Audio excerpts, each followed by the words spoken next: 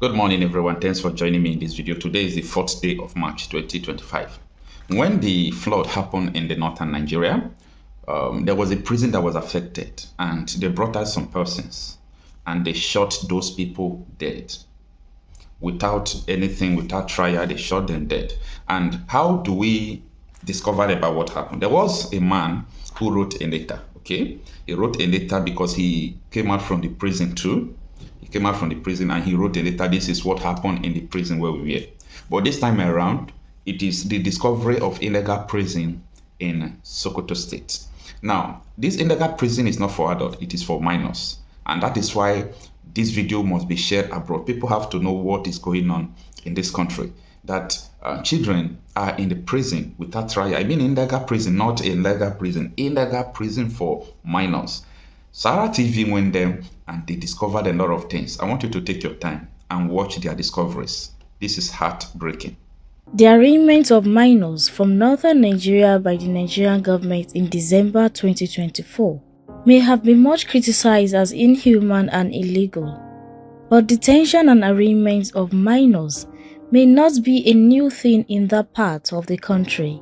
In this investigation, Abdulwasi Olokoba uncovers an illicit prison child system that has been running in Sokoto State, northwest Nigeria for decades. 13-year-old Nura Muhammad's past is scared by trauma. He fled his village in Sabon Birni local government area of Sokoto State after the community was invaded by a group of terrorists, leaving him without parents or a home. Nura had no choice but to move to the Sokoto metropolis to start a new life. But instead of finding safety, he found prison bars. I don't even know where they are, Nura said when asked about his parents' whereabouts. He didn't know if they survived when their community was attacked in early 2023. Nura lost his freedom in July 2024 when he and 3 friends were arrested. The police raided their home while they were asleep, taking them to Kwani police station in Sokoto State. They, the police, brought Keke Napep, and we were not told anything regarding why we were being arrested at that moment. We didn't know who made the report, and the police didn't even let us take our clothes off shoes. They just took us straight to court without contacting our parents or guardians. From there, we were sent to the Sokoto remand house in July without any trial, Nura said. He added that the court told them to return in 2 weeks, but they had already spent over a month in detention with no clear timeline for their next hearing. The police accused Ahmed, one of Nura's friends, of stealing milk cans from Tusuwa Kasuwa shop, Sokoto Old Market. Nura said the police did not reveal who filed the report, nor did they allow the boys to explain their side of the story before they were taken to court.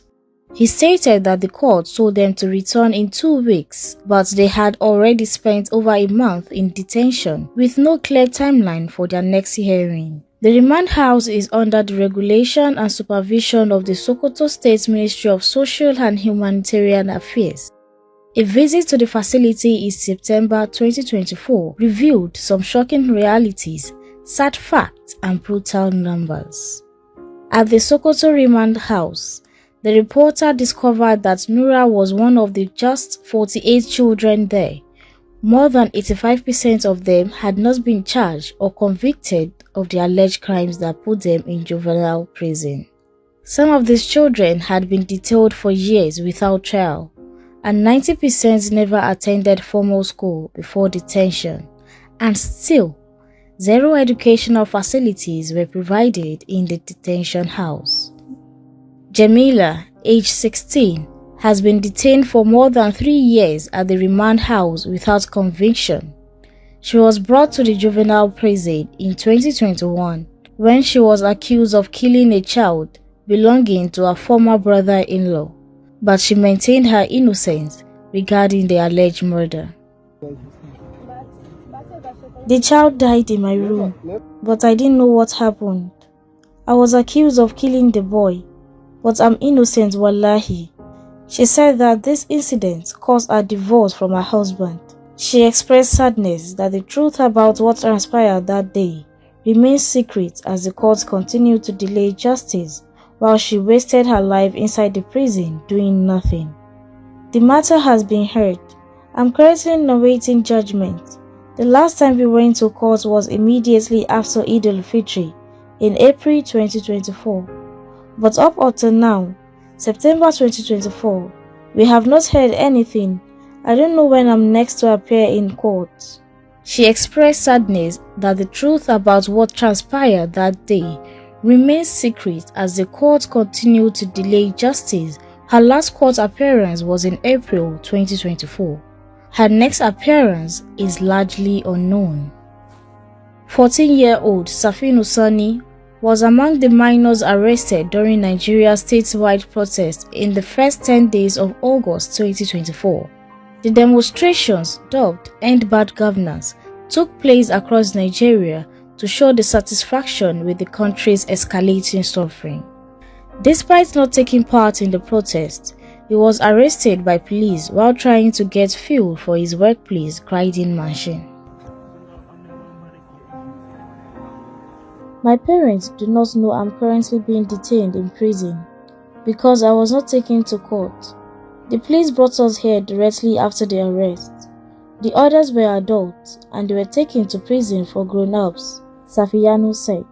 At the time of the visit to the remand house in September, he said out of the 4 children arrested during the protest, one of them had been released from detention.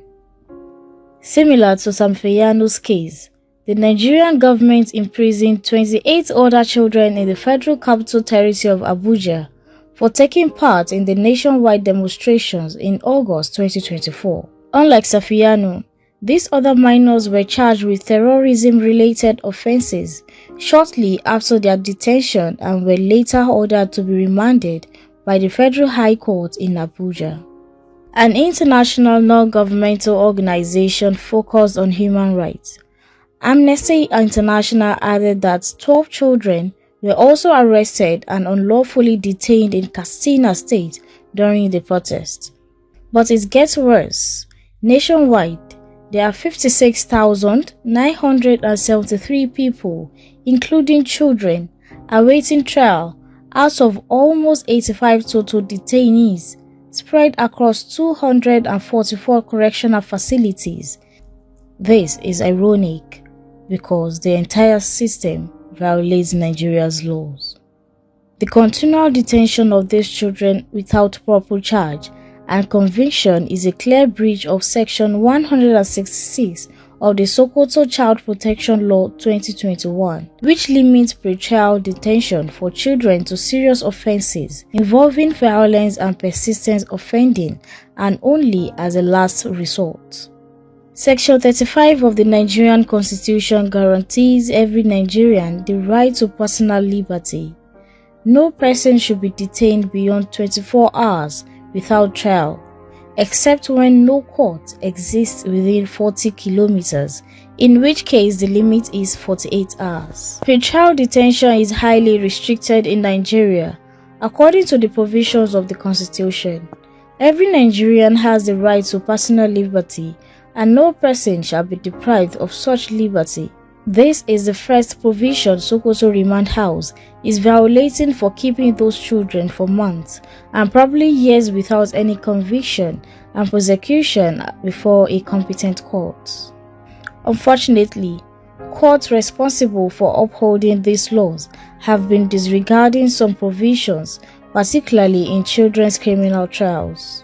Both provisions of Section 213 of the Nigeria Child Rights Act and Section 160 of the Sokoto State Child Protection Law forbid the court from using terms like conviction and sentence while referring to children in criminal trials.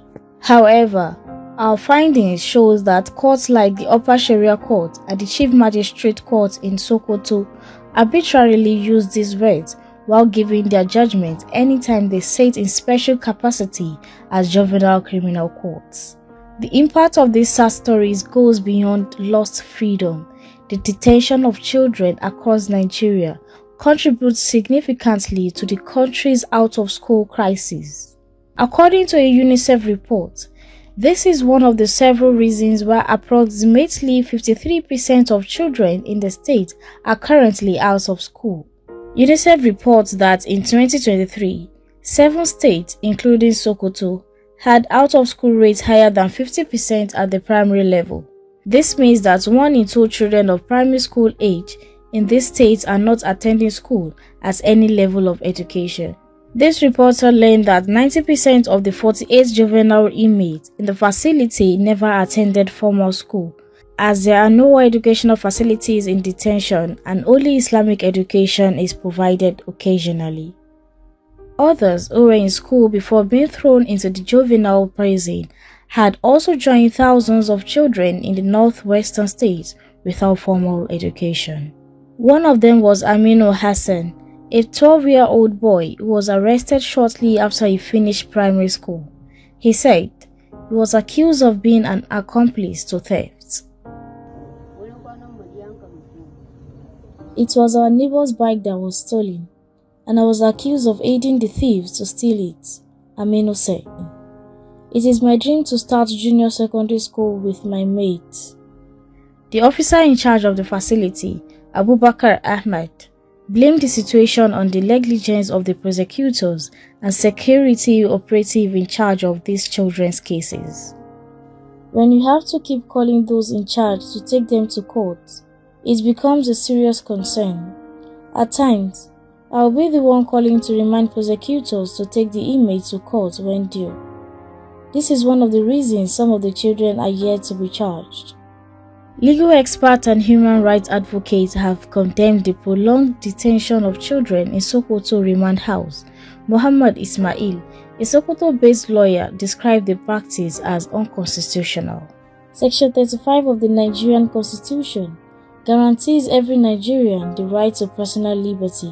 No person should be detained beyond 24 hours without trial, except when courts exist within 40 kilometers, in which case the limit is 48 hours.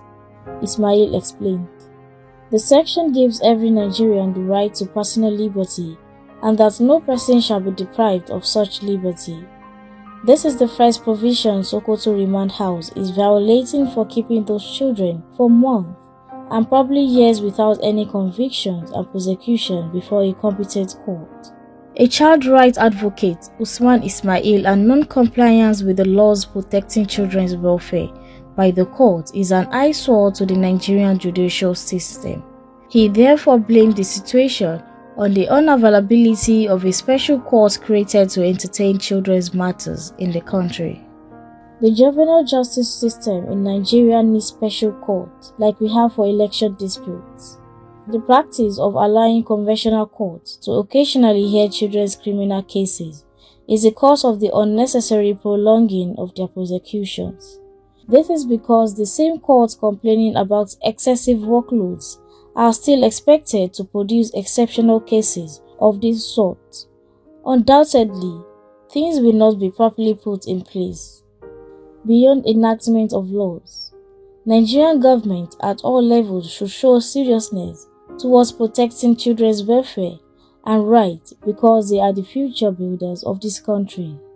When confronted, the Sokoto government official deflects responsibility, claiming ignorance of long detention while blaming inadequate facilities and promising investigations that may never materialize. Yusuf Sani, the Director of Welfare at the Sokoto State Ministry of Social and Humanitarian Affairs, says he added that to enhance the welfare of the inmates, his office was about to secure the approval of the state governor, Aliyu Ahmed, for comprehensive rehabilitation of the juvenile prison.